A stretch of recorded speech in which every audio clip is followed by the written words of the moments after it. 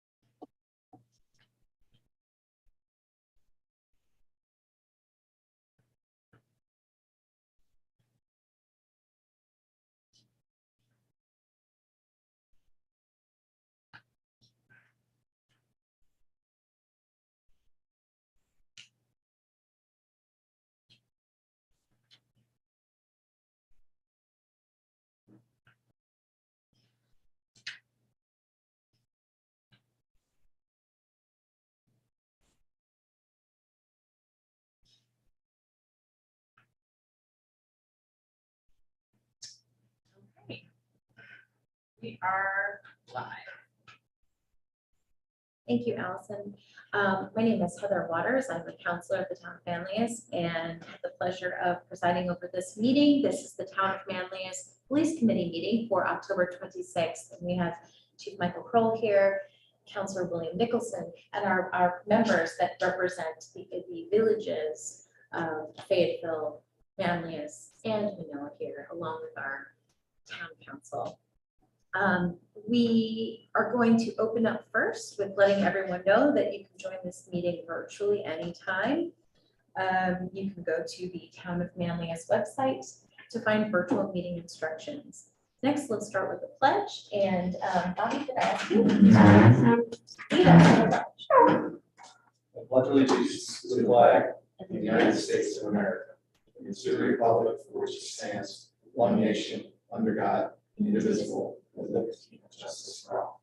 Thank you. May I have a motion to approve the minutes of August 24th, 2022, if no one has any questions or amendments? Approve the minutes of the previous police committee meeting. Second. Great, thank you. That was a motion by Counselor Nicholson and a second by Trustee Shep. All right. Old business. Anything that we want to make sure we are covering, other than we can give people the updates on the new time schedule or the new schedule that's coming and the things that are ahead, if you'd like. Or I can cover that in my report, whichever you prefer. Let's do that. Let's have the chief do that. Is there anything else that anyone else wants to make sure we cover now from old business? Okay, great, because we've got some new business on the agenda today. We had seen a little bit of this, we had seen the swamp agreement come to the town board, and we thought it would be a good idea, since this is a new initiative, to make sure it flowed through. The police committee wanted to bring it to the membership, and Chief Kroll made sure there was an opportunity for you to have a presentation today, which we really appreciate. So I'll let the chief take it from here. Okay, thank you. So to start off, there's a grant called it's called the SLEP grant, and I don't really remember what exactly the letters stand for, but it's federal funding that's made available to law enforcement entities throughout Onondaga County. We've applied for these grants over at least as long as I can remember. I've tried to take advantage of grant opportunities like that. Grants very specific for law enforcement. There's X amount of dollars that are allocated for Onondaga County, and the two large agencies, of course, take a good chunk of it, both that being the City of Syracuse Police Department, Onondaga County Sheriff's Department. Whatever balance is remaining is divvied up, I guess, or allocated towards town and village agencies. This year, when that grant was made available, and I knew there was some monies that were available to us, it's 0% matching grant, by the way, it's 100% in the state. So I decided, after learning from some of my colleagues, that they were engaging in a new ALPR camera system. So ALPR stands for Automated License Plate Either Recognition or Reader Program. So it's some technology that's been around for a number of years, And it was my understanding from my colleagues that the city of Syracuse has launched an initiative to initially mount 30 some odd plus cameras in the city of Syracuse in their jurisdiction. The county sheriff's department is also going to be starting off with 20 plus cameras, all from the same company, Flock, FLCK. And so I thought it would be great if we could share in that initiative because the data that's being collected and stored by these systems can share data. So I would be able to contribute to the database, and we would also be able to utilize information that flows in from those two other law enforcement entities. So I applied for that through this grant process. The grant was approved. Initially, I wanted to have 3 cameras, one in each one of the villages on Main Street, essentially. And by the way, the grant was geared up mainly for hardening soft targets. So we're looking to protect some of our large community events like parades, other community and public events on those main streets in the villages, essentially. And the information would just help us sort of harden those targets if in the event that we did have some type of a threat, whether it's domestic terrorism or regular terrorism, whichever, any kind of threat really. It's a crime prevention measure.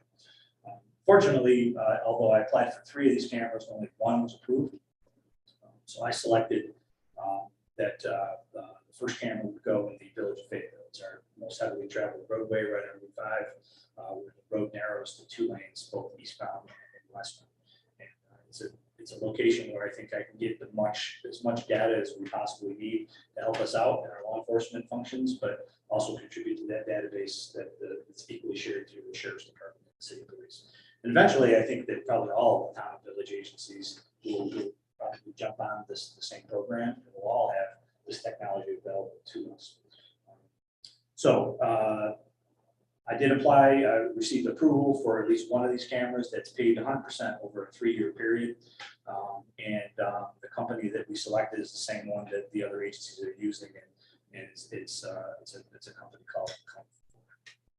So when I introduced that to the town board, as Councilor Heathers indicated, she suggested we bring it here to have further discussion and more information for the public on what the camera is, what it's not. I did put together a flyer here for some of our folks that talks a little bit about the systems. I can tell you some of the things that it does not do is it does not, the cameras are not intended to capture facial features from motorists. It's only the plate of the vehicle passing by the camera system and a brief description of that particular vehicle. So there's no possibility for facial recognition software to be introduced into the process. In addition to that, it's my understanding when I did my research and when I talked to the folks at Flock that there were some concerns that were published years ago from ACLU when this technology first became available. One of the big concerns, obviously, was privacy. So Flock has done a great job at addressing, and there's a page in this handout about privacy measures. And Flock puts together a really nice system where, first of all, the data that's collected is owned exclusively by the town of Manlius. They will never share data with any other entity. The data actually is only captured and retained for a period of 30 days. After a 30-day period, it's automatically deleted. So that goes a long way in the way of privacy. It's not used for surveillance really of any kind, so to speak, in the common sense or traditional sense of surveillance. So it's not capturing people's activity, only that plate description on the vehicles as they pass by the camera systems, both eastbound and westbound.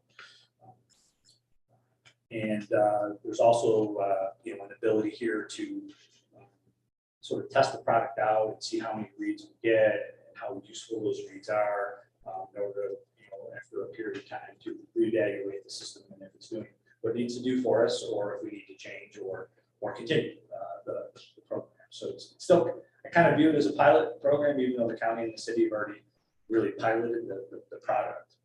And I think one of the other concerns that was brought up was will be used for traffic enforcement. At this time, that answer is no. we really are not scanning plates to identify persons with suspended licenses or registrations or lack of insurance. I mean, that's always something we could do, but it's really for high-level incidents, really collecting data to be able to support criminal investigations and somewhat harden those soft targets that I mentioned earlier. And quite frankly, this technology has been utilized by agencies for at least 10 to 12 years that I'm aware of. And in fact, the town of Manlius Police Department, we have very similar camera systems that are currently mounted on our cars. And as those cars roll around their posts throughout the town of Manlius, they are collecting the same data. It's going to a county database, a different database from what this will be. So we've been doing this for 10 to 12 years. And there's really never been a flaw in the system or complaint that I'm aware of about the data that's being collected and how it's being used. The only difference, of course, between what I'm proposing here and what we've had in the past is those cameras are on the car, so they're mobile, as opposed to this camera, which is going to be in a fixed location. What kind of range do those, do the patrol car cameras have? Range, Yeah, they like how just far can collect they plates that are cars that either drive by or pass by them in both directions.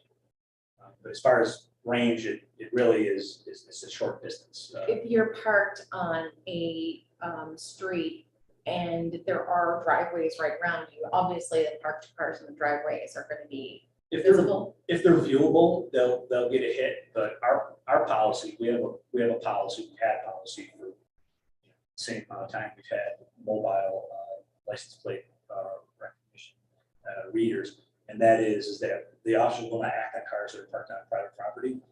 In fact, they will only act on cars that are on public property and where they have not only received an appropriate alert, but confirmed that alert, which is our policy on how those cameras are to be used. Right now, I'm having our lieutenant look at our existing policy. I'm going to upgrade it in the event that this project is approved, and we'll include the same type of. We will take no action unless it's a verified and confirmed hit if you do that in the database for those various reasons that the system will.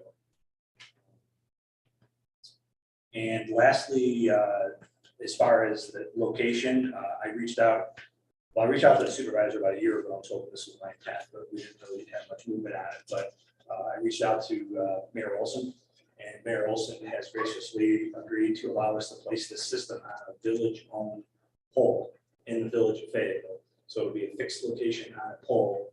Therefore, we don't have to worry about any kind of permitting processes through the state of New York, because as you know, that's a state roadway.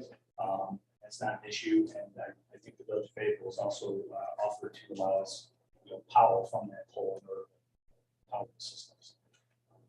And I'm hoping that if the project gets off the ground and it's approved and it's well received, that we'll just continue to grow that project and include those the other two villages first, and then go from there. So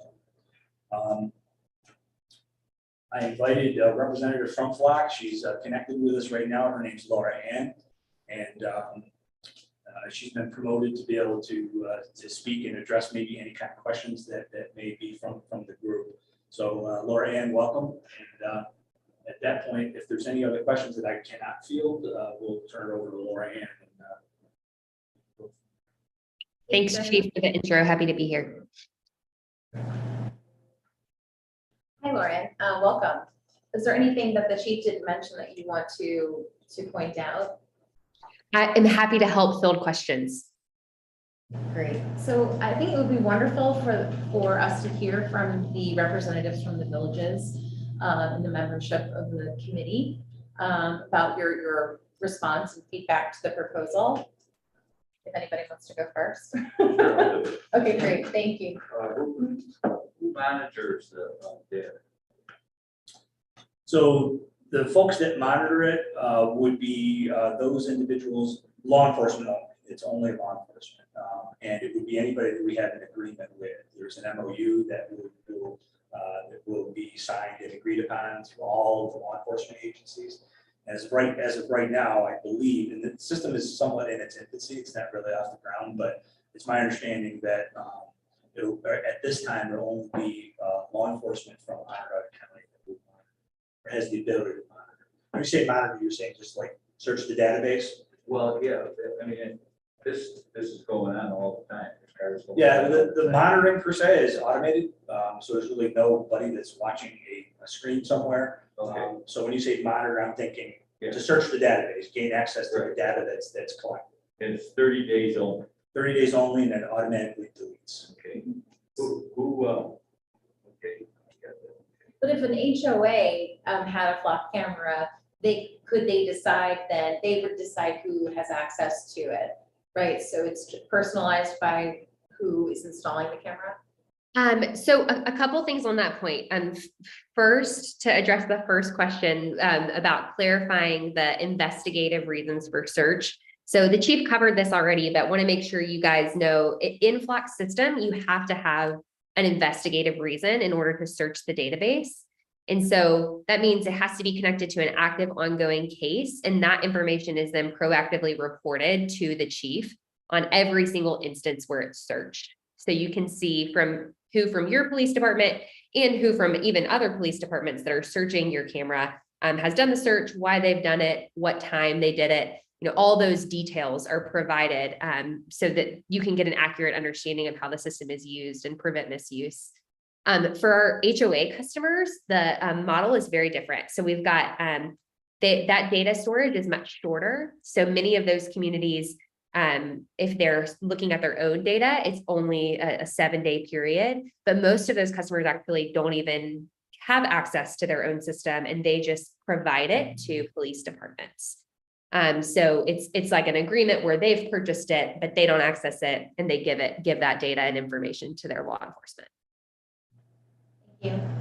So HOAs would not contribute to our database. It's a separate law enforcement database. No, I tried to do a little bit of research, so I was reading about how Flock started and was providing some support to communities, individual communities. And these cameras, I also understand cameras like this are being used by federal on, giant bridges and, used at like the George Washington Bridge or anywhere else, like from a homeland security perspective. So I understand that too. We don't have in the community any information about what the community started getting the benefit and also the exposure from a surveillance perspective of sort of having our patrol cars have the cameras without feeding back at all. And so one of the things that I want to make sure we do not do is sort of lump in what this is versus what that is. But this is one camera. It's good to understand how it's being accessed. But at the same time, we in New York State don't have any laws around how the data is. We don't have any laws around these particular kinds of cameras in the same way. I was looking at this, I can refer to it, but there are like 16 states that have, when you have this kind of camera, these are the protections around it for privacy. And the New York State doesn't have that. And I understand also because of maybe our particular interest in homeland security. That, anything, we don't want things that are going to be more restricted in a given moment where it's needed. But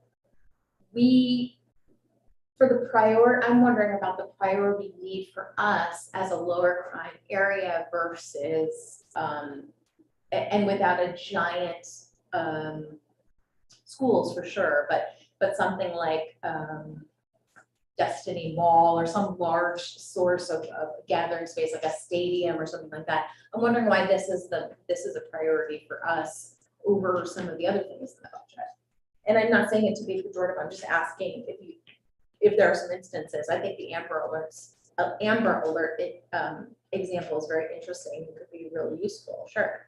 But I would also assume in one of those instances that all cars that are going to be on the road suddenly now only two and taking similar data, so it seems like extra coverage. But could you tell me a little bit about, have there been times where you thought this would really be useful to us? Yes, yes, we're real fortunate that we live in a low crime area, but that doesn't mean we have no crime. And if you ask anybody who's been a victim of a crime that lives in the town of Manlius, they'll think that, yeah, I want the police to do everything in their power to be able to prevent me from becoming a victim or or any measure that would really prevent crime. So this is really a crime preventative measure. And although we're fortunate that we don't have a lot, I mean, we just had a rash of home burglaries, home invasion burglaries that occurred in every one of the villages. And we did not have a system that was available to us, but we did have the ability to pull data from other systems that are in neighboring jurisdictions. And that was very, very helpful for us in trying to determine who was committing those burglaries, because In the middle of the night. well, not only that, but a lot of these criminals, I mean, we have local criminals, of course, but many criminals are transit, so there might be committing crimes in the city, in areas of the county, in other towns and villages, and then they're just coming to our jurisdiction to commit crimes. And by not having a system in place, you're almost encouraging that kind of behavior, really. I think that addressed your question. And this wouldn't be coming out of our budget, by the way. This is grant funding that it's Subscription going forward. going forward, perhaps out of the budget, but that would be approved by the town board as needed. But I It's intend an to continue- infrastructure test. It's almost like a pilot opportunity, Right. it sounds like. Yeah. Sorry, didn't mean to speak over you. No, I just wanted to make sure that whoever's listening is aware that this is not related in any way, but the only relationship to our current budget, if approved, it would be reflected as revenue through the grant process. I had some more. Sorry, Trustee Kinsella. Sorry about that. Well, the Amber Alert was the thing that I looked at in here, and that was very important as far as I was concerned. I got a couple of those. So there's no sharing of debt. I don't understand what you mean by that. Why would you have something if you weren't going to share it with whom? Only law enforcement is who we would share it with. Okay, so. No, so there's no risk of a private entity tapping into the data and getting information that where they would not preserve somebody's privacy rights. Okay, all right. Yeah. That's good. Yeah. So here's the scenario. This is what I think. Somebody steals a car in Syracuse and they had keys. Would that be a place where all of a sudden it shows up on this camera? You would be able to say, okay, I see that car. How would anybody know that they? If Syracuse police would probably be the agency that would take that report on that stolen vehicle. Right. If Syracuse police indicates that they want to add that license plate number to the database that the cameras are constantly searching, they can do that. So if that car comes east and hits our camera, we would be alerted to that. Okay, who's we? The Manlius Police Department. And because of the agreement, I think all the city of Syracuse would also be notified. Does it Okay. come by email? Does it come as like a little? It's a good question, Lorianne. Do we know, is that notification by email or? We've got options. So this system can be run in the patrol cars. If you guys have NDTs and laptops, you can just have it running in the background and it can alert you that way. We can alert via email or via text message, whatever works best for your officers. So that would be, and then the Amber Alert, the one that stood out with me. Yes. But this other one too. Okay, so, so the camera's there. It's there, it's not moving. Correct. The only thing that's moving are the vehicles that are going back and forth. Correct. So somebody gets up on the pole and knows where to aim it. Yeah, the technicians that do the installation, in this case, it would be Flock, not us. They send out a group of technicians that put these cameras in all over the country. They aim the cameras in a direction that is most conducive for the camera to collect as much data as it can on those cars traveling past that system, both eastbound and westbound. So, okay, the camera's up here, shooting down. Correct. That maybe, to me, I don't know, I know something about science, but how does that work? So it's my understanding that the systems that Flock utilizes, they have algorithms in it, and it senses the movement. It's really only looking for the plate information. And it also depends on And it's the same way our LPRs work on our cars. They're really just searching for plates. Somehow the system knows it's searching for, and these particular cameras, they can operate at night to a certain extent. They have infrared, right? So we're looking for a reflection too off of the plate at nighttime and during the day. We're looking for, that contrast in numbers. I don't know how the algorithms work, but it's really only looking for that. And then the system sort of zeroes in on the plate itself. It's a read, and that's the information that's referenced to, cross-reference to the database. Okay, so we're having a Memorial Day parade. This thing is right there where the parade's going. You said that was one of the reasons or one of the things that you thought about as far as festivals and things. Correct. So it's not looking at plates now. Right. It wouldn't scan faces or anything other than a vehicle. If there was a vehicle in the parade, it would scan that vehicle's plate, but it wouldn't scan faces or anything. So like it that. doesn't scan anything except just. No, but to harden a soft target, we're not necessarily interested in participants in the parade. They're less of a danger to the community. We're concerned about cars that have traveled that route prior to the parade. Like one of the things we do without getting into our operations, but we scan parade routes before we have parades, looking for suspicious packages, things like that, right? We identify a suspicious package, then we bring out EOD and dogs and other equipment that we don't have, but we have availability to, because that's one of our greatest concerns during a public event like that. So we'd be looking for data on those cameras that's captured prior to and after the parade event or any public event.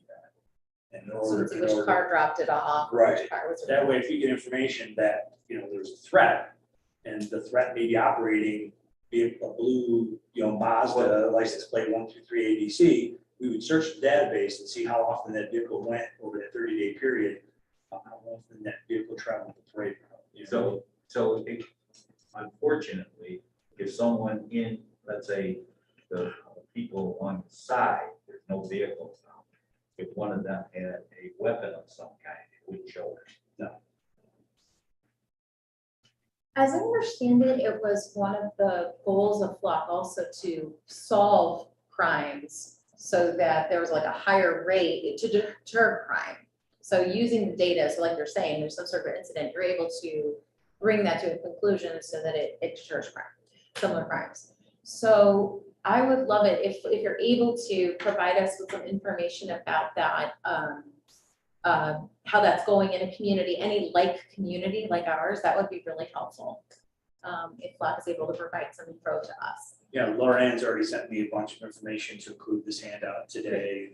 Yeah, this was great. They have agreements and participation with agencies like ours all throughout the country. Really, so. Yeah, but I'm interested actually in any results. I know they're a relatively small company or young company, it's 2017. But from 2017 until now, we have any communities like ours to show us some data around success. I did see the large numbers that were in here, but I'm just looking at something that breaks down a little bit. Yeah, I'm happy to share that. We've got case studies from communities all over. And like you said, we started off selling to HOAs. And so a lot of our early data is from smaller communities, right? It's only after law enforcement saw the value of our machine learning technology that we actually started selling to law enforcement. So I can follow up with several different case studies after the meeting. I do want to make sure to clarify, because I think there's like two separate conversations that are going on about the different ways our system works, right? So there's the proactive piece, which is the alerts for any kind of missing child, missing person, missing senior, or any vehicle associated with the FBI's database that has active felony warrants or stolen vehicles. So that's the proactive piece. And then there's the investigative piece, which is what your chief was describing, right? About following the parade routes. So those two things are very different uses of the system, and just want to make sure that we all have the language to help us move the conversation forward. Because I think that there might be concerns about, either approach to the system. Thank you. Anything else, Dan? I'm amazed at, I understand that you had it on the cars before, but I'm amazed at something like this. I can just see a lot of benefits to it as far as luckily, fortunately, on the bad side.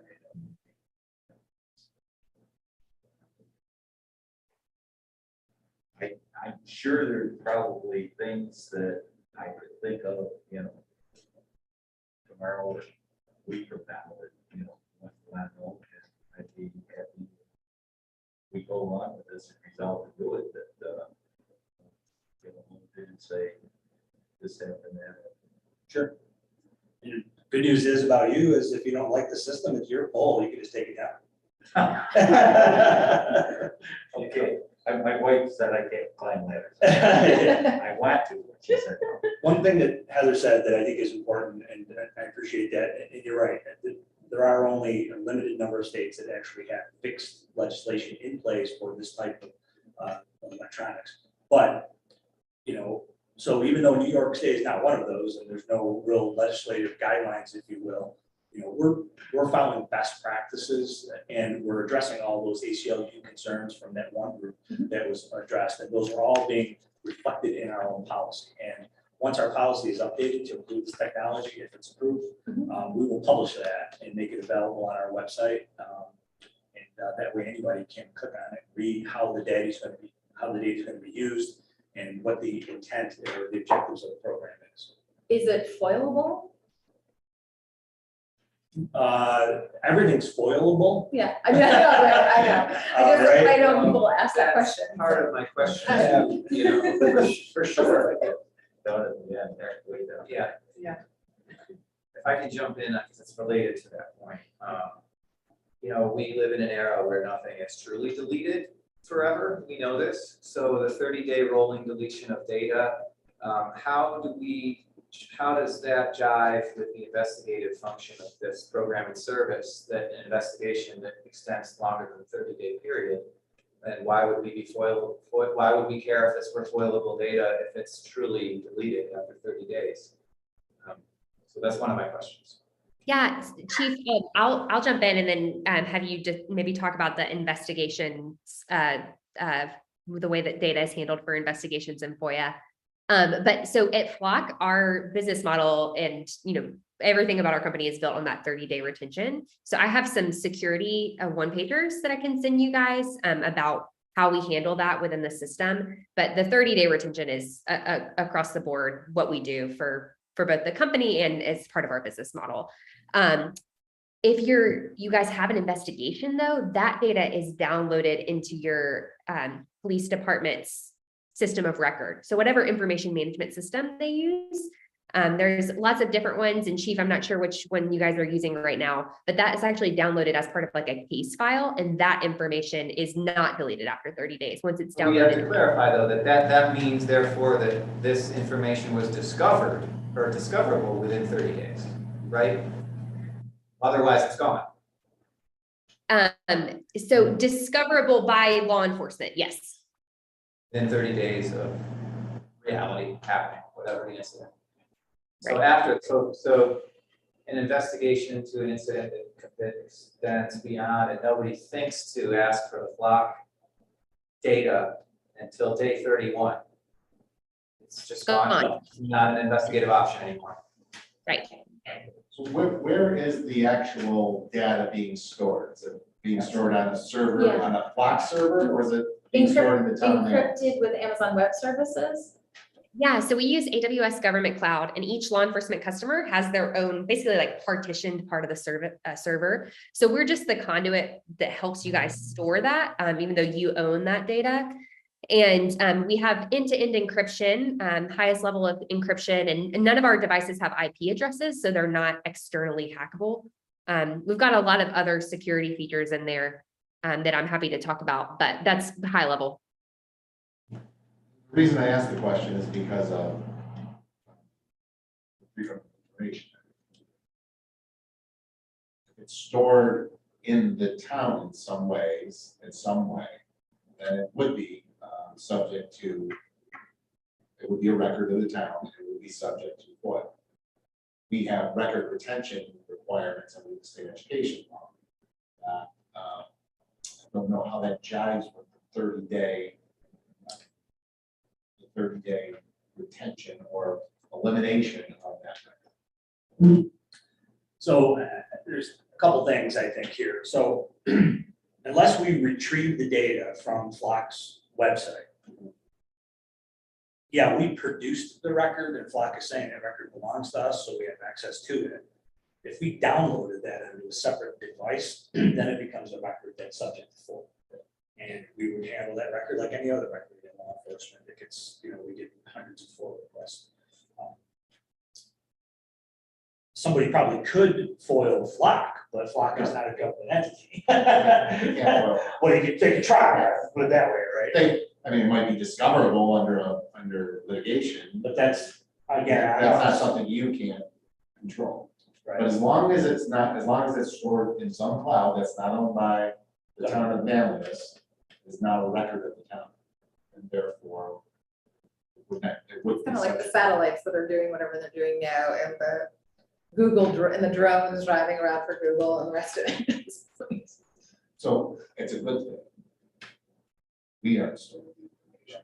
If we ever need that information, like the chief said, he downloads it to one of our servers, Then it's ours. then it's ours, then it's in our, now, of course, if it's an ongoing investigation, then that's an exception to the freedom of information law, that does not have to be disclosed.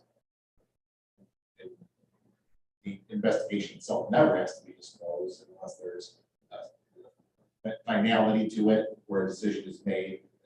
The only thing that's relevant in that situation is the fact that it's fine, it's been final. And then the public process will begin if it continues. Through the Patriot Act, can the government, since it's the government AWS, they can use it like any other resource, right? The government, Yeah, like the NSA. I know this sounds wild, but I mean, this is like, I mean, I just want to know, are we adding one more camera that is basically useful to the NSA? I mean, yeah, right? probably, but I'm the town attorney for the town of Valley. You're not gonna take I that can't on? answer that question. Okay. I don't know that law that well. Well, I think the 30-day retention, this is an important detail because it came up immediately from constituent concerns after our last meeting where it was on the table. We have to address the concerns of long-term collective surveillance technologies. These are the concerns people have. So my question, and you've answered it well, helps address that it is an investigative tool within the 30-day period. The data that is downloaded during that 30-day period, that becomes part of an active record. But in terms of adding or instantiating an opportunity to embark upon long-term 24-hour surveillance of the community, this is not a realistic tool for that end. Am I correct on that? That's right. Thank you.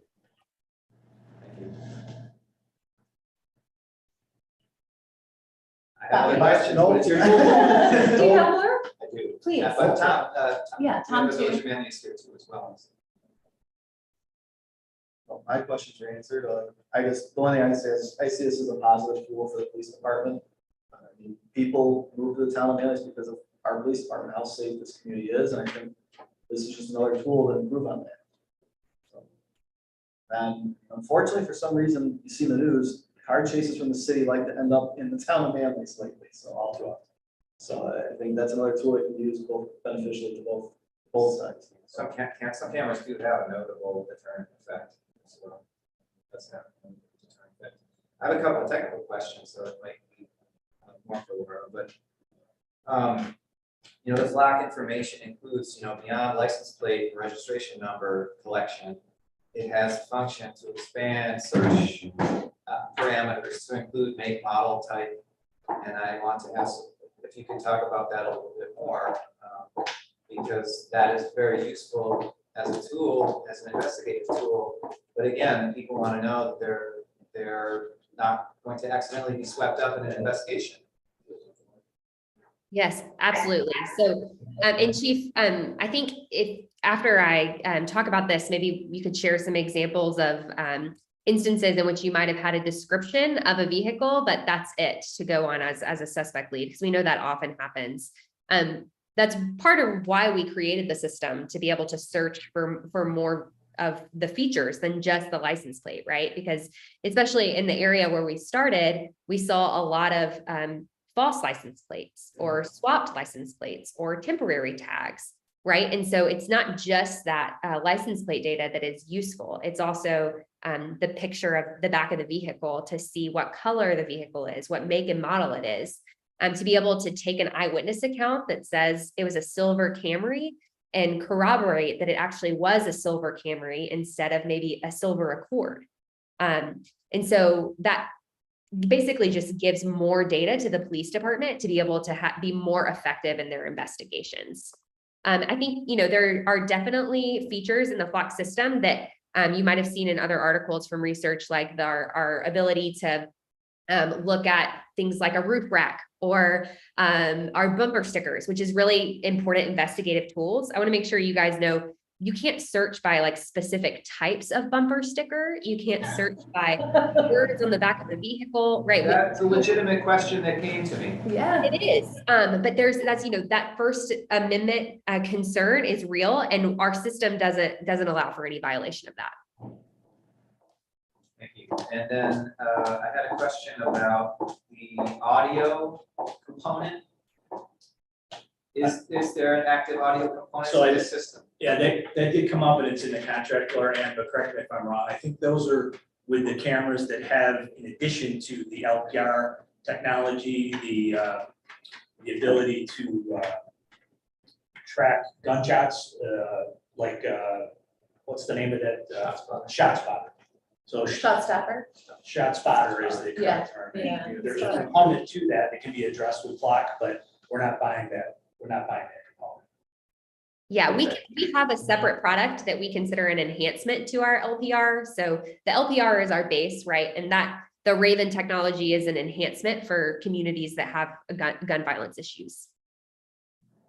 Because in my reading of it, if the product information and imagining and anticipating being able to ask questions about this, I can see the utility of it for, as part of the data collection, the data profile, what you're looking for. It's not just a gray Civic, it's a gray Civic with no muffler. So an audio component would be a useful asset at some point. But thank you for answering that. Tom. Thank you. As a representative of the village of Manlius, I agree with Trustee Shep. I think it's an excellent enhancement to the mobile technology that's been used. I had a conversation with Chief and he said we've been doing it for 12 years. So this is not something brand spanking new, except for the fixed part of the camera.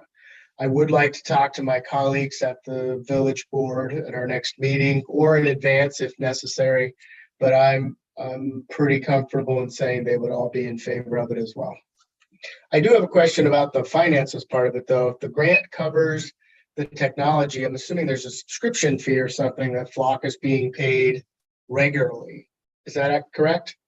Yeah, that's a good question, Tom, and the whole system is subscription based. So it's X amount of dollars per year, it's an annual subscription fee, and Flock handles everything else. So the equipment is included in that, the collection of the data is included in that, the maintenance is all included in that. The only thing I think is not included is the power source.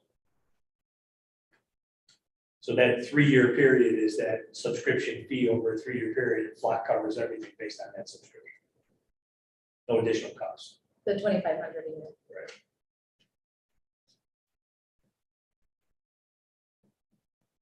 I think there is like maybe a $250 installation fee when they first go up. $350, okay, $350 installation fee. So, but again, that's included in the grant. Who do you use, Laura, and just to follow up on this piece right here, who do you use to install these things? Like, how do you work with local businesses or, yeah, can you tell us about the business aspect? Yeah, definitely.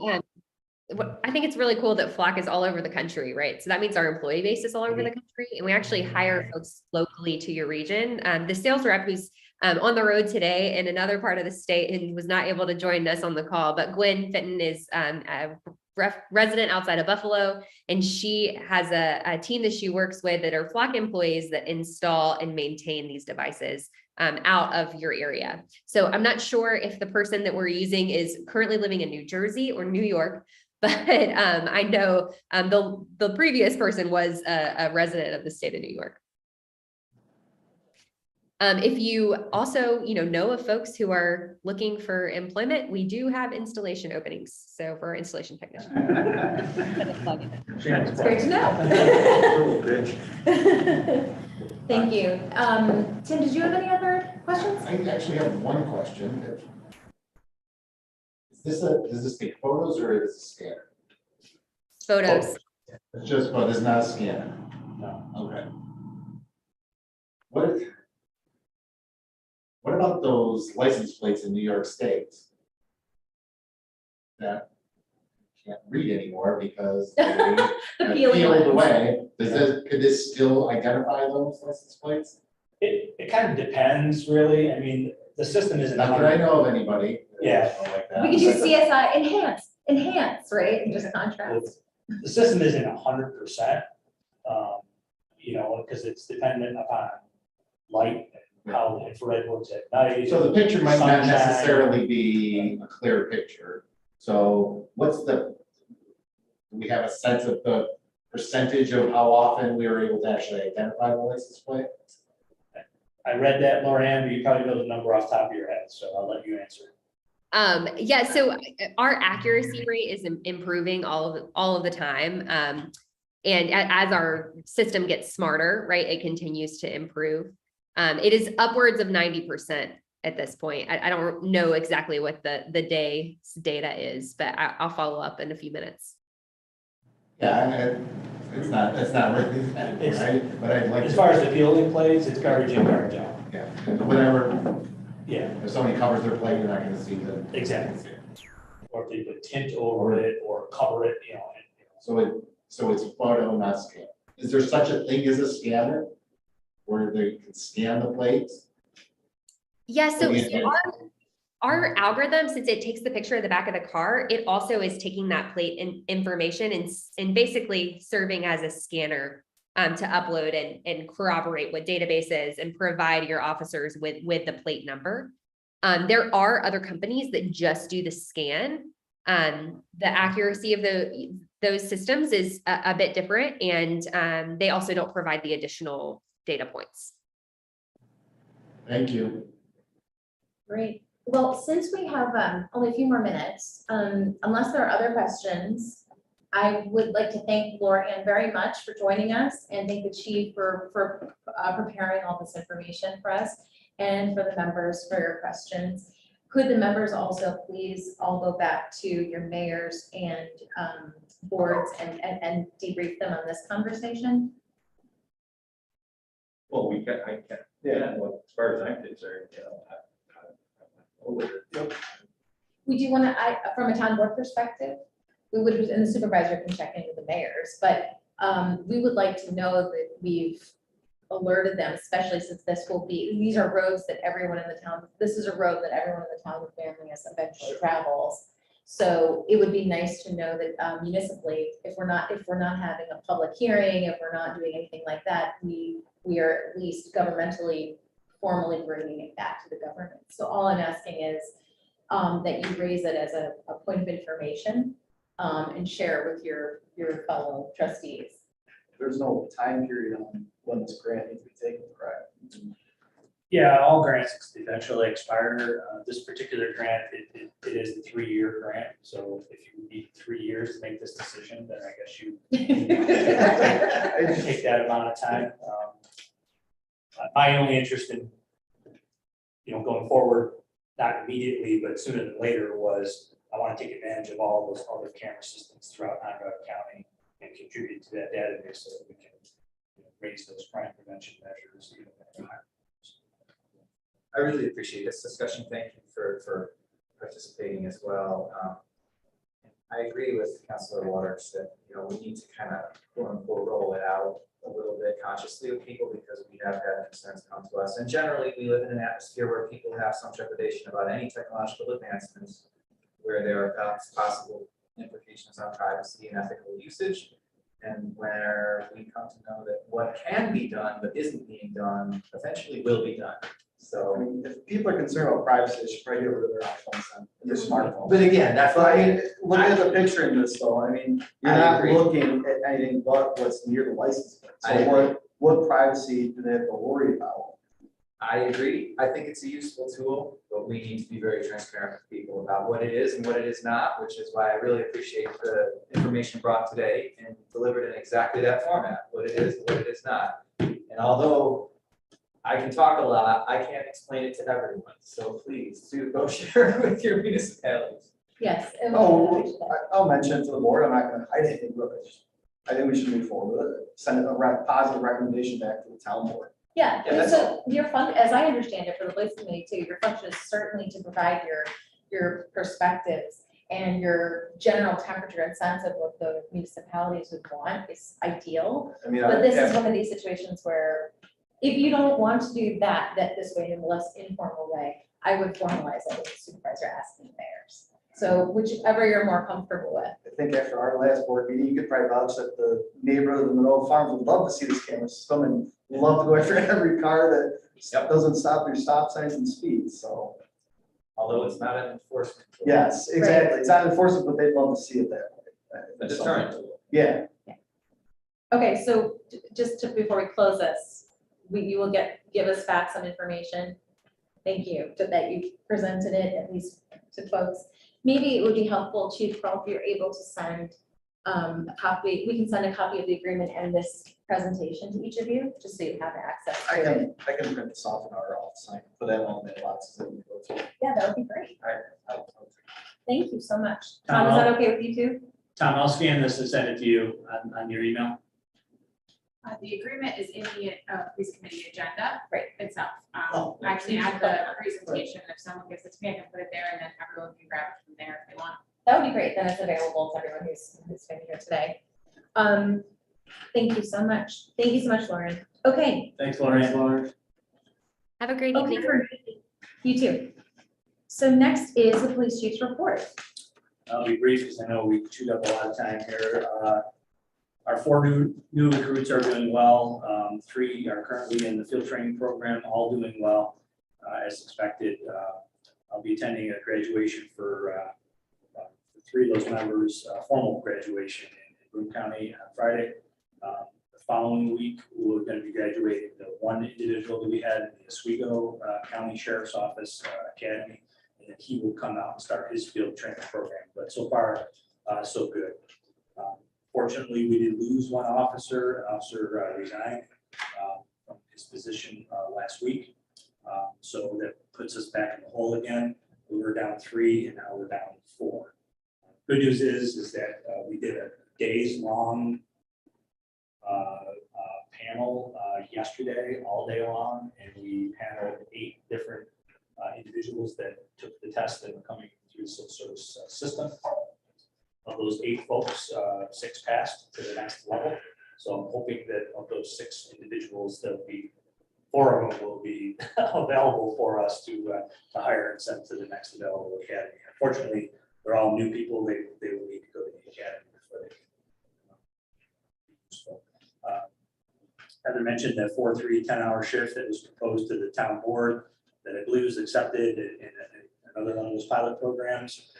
So I'm not sure if I'm hoping it will not have any kind of negative impact on the villages, but instead of working a 6 days on, 3 days off, 8-hour day, they're now going to be going to a 4-day on, 3 days off, 10-hour shift as a pilot.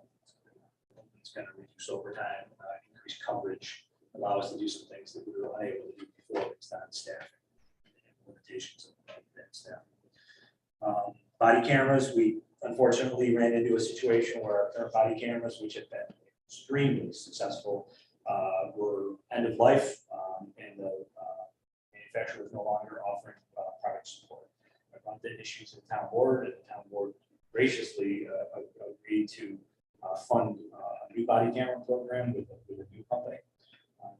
Again, it should be completely seamless as far as when we phase these cameras in and out. Unfortunately, we have 2 school officers right now that operate without cameras, which is not acceptable. So once that product becomes available, we'll be rolling that out eventually. The new data will be going on to an internal server that will be similar to our old server. So we'll have our legacy server and our new server operating simultaneously. Eventually, we'll phase out the old server. That program has been so successful. We have to continue to do this. The town is to support that. Calls for service are up. I don't have exact numbers. I left them at home, but I think we're about 2,000 calls above where we were this time last year. Sounds like a lot, but it's really not, because last year we were still deep in COVID. But it still is almost 1,000 calls over what I would consider our 5-year average. So calls are up. And we're hanging in there based on staffing, current staffing. Working on a new legislative change that came out last week that came to my attention. I'm working with the district attorney's office on it again, and it's a new law signed into effective immediately by Governor Hochul, where some of our local judges are now going to be able to essentially sign search warrants for folks that have been issued orders of protection. I'm still working with the district attorney to try to figure out how we're going to handle that, because that's going to put a huge burden on us. If we're getting ordered to go to individual homes and search for weapons, for those folks that have been issued order of protection. So I'll give you more information once I learn more about it. But early indications are is that we're going to have to work once again really closely with their DA's office and prosecutors to try to get through that. And then lastly, with support of Councilor Waters in particular, we're going to be doing what we refer to as a retention survey for the agency, trying to identify trends on why individuals may be leaving Manlius PD and going to other agencies. Retirement, that's easy to figure out. If you can retire, why not, right? But we've had a fortunate pattern of officers leaving and going to neighboring agencies, which is never good, because past how much money it actually costs to spend on a regular police officer. Very, very expensive. So I'm very much interested in finding out if there's any patterns and trends that I need to address specifically to try to help retain our people. Our people make our agency the best in this county. No offense to any other agency, but I firmly believe that. And if I can't retain those people, we can't continue to be the best. So I appreciate that. Hopefully that anonymous survey is going out soon.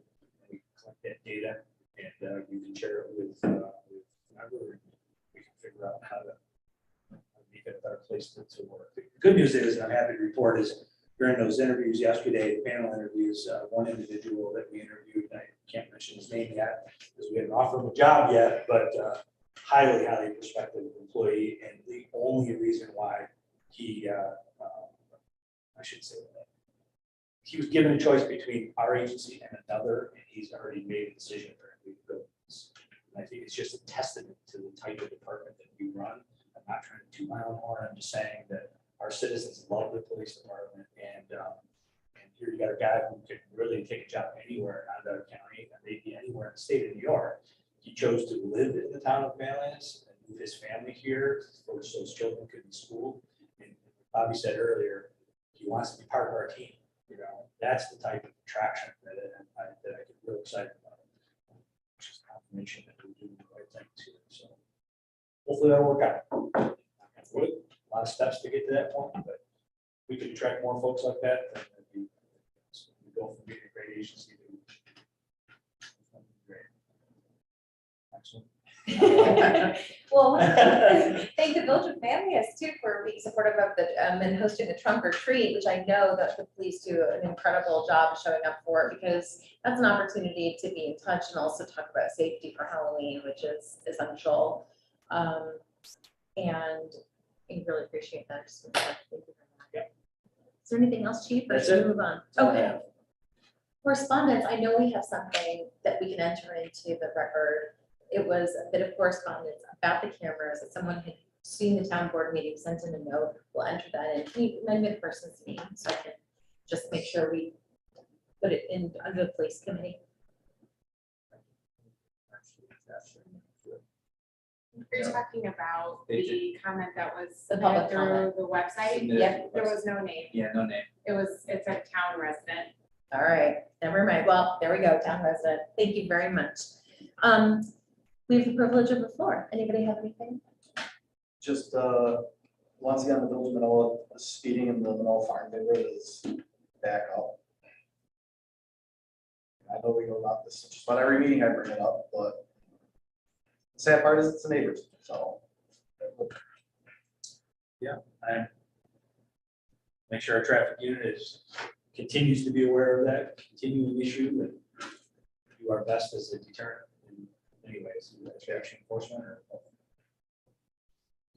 So I have a very specific homeowners association that met with me late last week.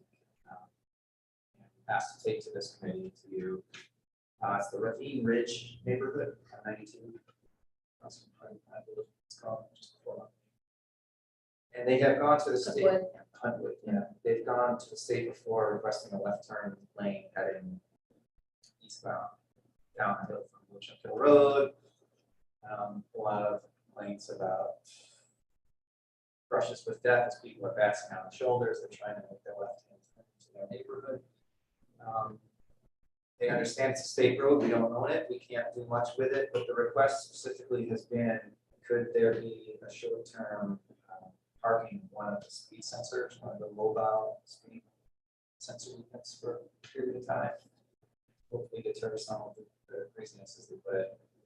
So it's on 92. Yeah, 92 eastbound, Just over the bridge, just over the bridge. the high bridge. So left Going hand towards the village, man. Yeah. headed towards the village. I know where Ravine is. I just, I guess, okay, I'll get with you afterwards on exactly where we can put this device because it just registers speed and it displays it and it counts cars and all that. Yeah. It'll just really give us an indication of the average speed over a period of time. I think It won't pick up on, yeah, I think the homeowners were more just inclined to see maybe a deterrent effect a little bit. Just a little bit of a deterrence from having the presence of a machine there. Well, we pursue the state. and just to clarify, just so you're aware, because a lot of people are not, the signs that are on the road are very confusing. You'll see those signs along state roadways, particularly says no passing on shoulders. That doesn't really mean what people think it means. If a car is in the center lane of any roadway and a signal on and they're turning into a development, for instance, like you just described, cars can pass that vehicle, right? It says no passing on shoulder. It means if you're driving two cars down 92 in either direction, you can't pass on the shoulder going in the same direction. Right. You can't ever pass on a shoulder for a car that's going in the same direction. But when a car stopped in a roadway with a signal on, cars can pass on that shoulder. It's totally wrong. A lot of people misunderstand that. Now, if they're doing 90 miles an hour when they're passing on the shoulder, that's a different issue. It's a speed issue. That's not a passing or driving on the shoulder issue. So. Well, there was a rezone for the Freeman Interiors property, right, for a potential site. And so that means that's something to consider for if there are a whole bunch of other residents right across the way from them. Because those people would want to make a left-hand turn, they're gonna have the same issues as the people also on Wood or whatever. It's really just building vegan neighborhoods right across, off of that very busy highway. There's some very heartfelt testimonials from the neighbors in the neighborhood who have just seen, some traffic over Yeah. time. And, Yeah. they've reached out of it related some very disturbing anecdotes about some road rage incidents, just trying to drive home. Couple injuries. We have another situation that's actually in the town of Pompey, but we've been getting emails about it. Do you want to mention that one too? So Well, FYI. Sure, just came to our attention just this week. So rollover accident on Rolling Ridge. It's actually in the town. Where is it? It's the town. Split. Yeah, the line's right in that Right area, in Yeah. that area. but where the car rolled over is in the town. Before you get 90 return onto, Three spurs. it goes from that road to, yeah, something. So They will want you, speed bumps. yeah, I've yeah, already looked into that, You looked have- into the accident, how the accident was caused, where the insurance occurred to address it when you want. They're actually gonna come to open podium tonight, just so you're aware. We found that out at, I think like 4 o'clock today, so. Okay, so that's helpful to The run residents will the be chief. here. Yeah, how about anyway? Okay, great. Thank you. I have, a couple. Please, Sorry, no, I please. don't want to carry on.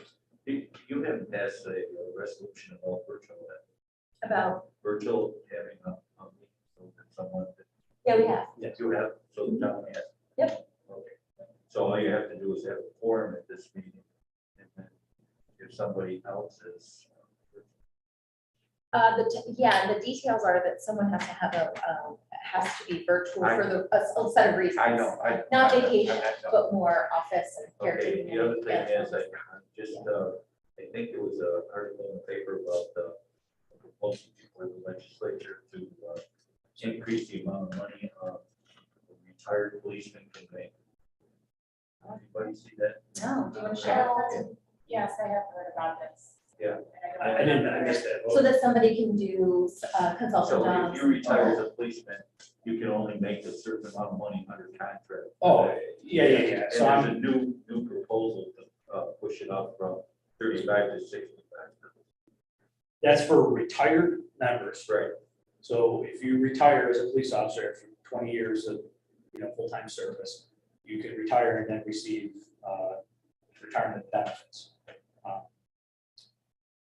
But you can't continue employment with another municipality unless you have what's called a waiver. Yeah, I know, but I mean, it's a good, you're looking for police officers all the time. And But we're not necessarily looking for retired police officers. The only ones we're looking for that are retired would be for the SPO positions. And they don't really qualify for that because they're on an automatic waiver. So they can work unlimited. I mean, we could hire a retired member, and now if that gets passed by the legislator, they could earn up to that higher amount. But they would make that anyways, without a waiver. But then they would still, once they hit that amount, which they would easily, they would have to call and discontinue their. yeah, well, you do it by the number of votes. Okay. I just wondered. I mean, you're saying, wait, we have the interviews that you had the other day were it's the same with fire departments too. They're all not novice, but they haven't gone through training. These people have already been through the training, so you don't have to worry about that aspect. And the pay that you have to put out for them.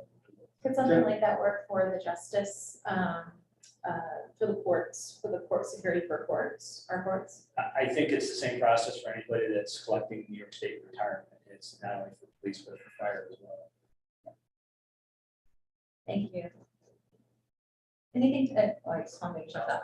All right, thank you all. If we're done, I'll just have us adjourn, and thank you so much for your participation today. Make a motion for the adjourn. Yeah, please do. Second it? So we'll do this at the next week, the thing, we'll put the camera at the next meeting. Yeah, we love your feedback. Do Yeah, do you want to second the adjourn? I did. All in favor? Okay, so adjourned. See, we're not-